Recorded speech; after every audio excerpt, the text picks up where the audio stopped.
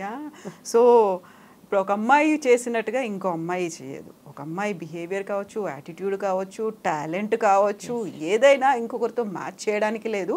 But ఇండస్ట్రీలో మిగతా ఏ ఫీల్డ్స్‌లో ఉన్నప్పటికీ కూడా ఇండస్ట్రీలో అయితే ఆమెకి బాగా ఈగో, పొగరెక్కువ, తలబిరుసు ఇలాంటివన్నీ ఏవో ఉంటాయి కదా! అలా స్ట్రాంగ్‌గా ఉన్నాము అంటే. ఎస్ అండి. అలాంటి పేరు దివ్యవాణికి ఉంది కదా! చాలా మంది అమ్మాయికి పొగరు ఎక్కువ అండి అనేవాళ్ళు. తర్వాత ఎవరికి మర్యాద ఇవ్వదండి అని అనేవాళ్ళు. ఏం చేస్తామండి ఇప్పుడు ఇంట్లో భార్యాభర్తల బంధం మనం చూసుకున్నా కూడా భార్య కష్టపడి పనిచేసి సిన్సియర్గా ఉందంటే చేయలేని మగవాడు ఫస్ట్ చేసే నిందేంటో తెలుసా అండి? క్యారెక్టర్ అసోసియేషన్ చేస్తారు. ఎంతోమంది నేను గమనించానండి. ఎంత మనం ఒక నిప్పులాగా వెళ్తున్నా కూడాను సో ఎందుకంటే వాళ్ళ చేతగానితనాన్ని ఒప్పుకోలేరు. సో ఏదో ఒక విధంగా ఒక నింద వేసినప్పుడు మనకన్నా పైకి పోకుండా ఉండటానికి అనేది దించుతారు. సో అలానే ఇండస్ట్రీలో కూడా దివ్యవాణి ఎందుకు మాట్లాడలేదు, దివ్యవాణి ఎందుకు స్ట్రైట్ ఫార్వర్డ్గా ఉంటుందనేది ఓపెన్గా రానివ్వరు. సో దాన్ని కప్పిపుచ్చుకోవడానికి ఏదో అంటారు చూసారా, గుడ్డలు కాల్చి నిందలు వేస్తారని, అలాంటి నిందలే కానీ రియల్లీ నాకు మంచిగా ఉన్నారని అంటే వాళ్ళకి నేను కాళ్ళ పట్టుకొని వాళ్ళకి ఏదైనా ప్రాబ్లం అంటే చేయటానికి కూడా నేను సిద్ధురాలనండి. తేడా వచ్చిందంటే మాత్రం అక్కడ ఎవరున్నా కూడా ఐ డోంట్ కేర్. నా స్వభావం అది. అందులో నా తప్పు లేకుండా నా సొంత వాళ్ళైనా బయట వాళ్ళైనా ఒకటి మాట్లాడారంటే దానిని క్లియర్ చేసే వరకు నాకు నిద్ర రాదు.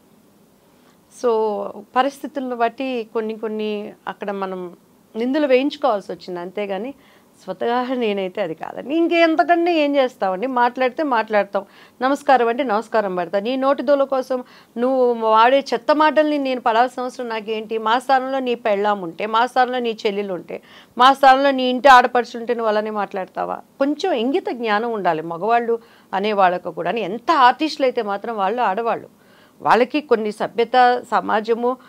ఇప్పుడు నేను ఫర్ ఎగ్జాంపుల్ మొన్న నేను ఒక ఫంక్షన్కి వెళ్ళానండి. నాతో వర్క్ చేసిన ఒక పెద్ద డైరెక్టరు, ఆయన వయసు ఇప్పటికీ చాలా పెద్ద వయసు. మాట్లాడుతూ నేను చేసిన సినిమాని బట్టి మా మొదటి పెళ్ళాం అనేసారు గబక్కన. ఆయన ఏ దృష్టితో అన్నారో నాకు తెలియదు కానీ ఆయనవి నేను 4-5 సినిమాలు చూసాను. బట్ నాకు ఒక్క నిమిషం ఐ విల్ షాక్డ్ అనమాట. ఎందుకంటే ఇప్పుడు నేను డివోషనల్గా యాజ్ సర్వెంట్ ఆఫ్ గాడ్గా ఉన్నాను, పొలిటీషియన్గా ఉన్నాను, నా పెళ్ళికి వచ్చిన నా 2 పిల్లలు ఉన్నారు. అండ్ ఇప్పుడు మీడియా ప్రతిదీ అసలు ఏదొచ్చినా కూడా పెద్ద బ్లాస్ట్ చేసి దానికి క్యాప్షన్సే డిఫరెంట్గా ఉంటాయి. ఆ క్యాప్షన్స్ చూస్తేనే ఒక్కొక్కసారి మా స్థాయి ఆకాశంలో ఉన్నది నేలకు పడిపోయిందా అనేంత బాధ అనిపిస్తుంది. ఎందుకంటే అలా ఉంటేనే ప్రజలు చదవడానికి ఇష్టపడుతున్నారు. సో ఆయన వెళ్ళేసరికి ఒక నిమిషం నేను కన్ఫ్యూజ్ అయిపోయి నేను అలా చూశాను. నాకు మైక్ ఇచ్చి మళ్ళీ మాట్లాడే అవకాశం వచ్చినప్పుడు మరి తండ్రి సమానులు పూజ్యులు, సో ఆయన నాకు చాలా ఆయనతో నేను చాలా సినిమాలు చేశానండి. సో మేము ఎంత పద్ధతులుగా వచ్చామో, మేము ఎంత కష్టపడి వచ్చామో ఈజ్ విట్నెస్ టు మేము చేసిన ఆ సినిమాలకి అని చెప్పని మళ్ళీ నేను చెప్పుకోవాల్సి వచ్చింది. మీరు కవర్ చేసుకోవాల్సి వచ్చింది. కనీసం మాట్లాడేటప్పుడు మొదటి పెళ్ళావన్నా నువ్వు రెండో పెళ్ళావన్నా మీడియా ఉంది ఎలా పెడుతుంది, నీ సినిమా పేరు చెప్పండి. సో అలా అయిపోయిందండి. పడేవాళ్ళు ఉంటే ఏదో అంటారు చూడండి, మెత్తగా ఉంటే ఎన్నైనా అనొచ్చు అనే విధంగా అలా అయిపోయింది. కొంతమంది దాన్ని ఎంజాయ్ చేస్తారు, ఇంట్లో కొంతమంది ఏమనరు. మా కుటుంబంలో చూసుకుంటే మా పిల్లలు కానీ వాళ్ళు కానీ ఏంటి మమ్మీ అని, ఏం జరిగింది, ఎందుకు అట్లా అని అనేస్తారు.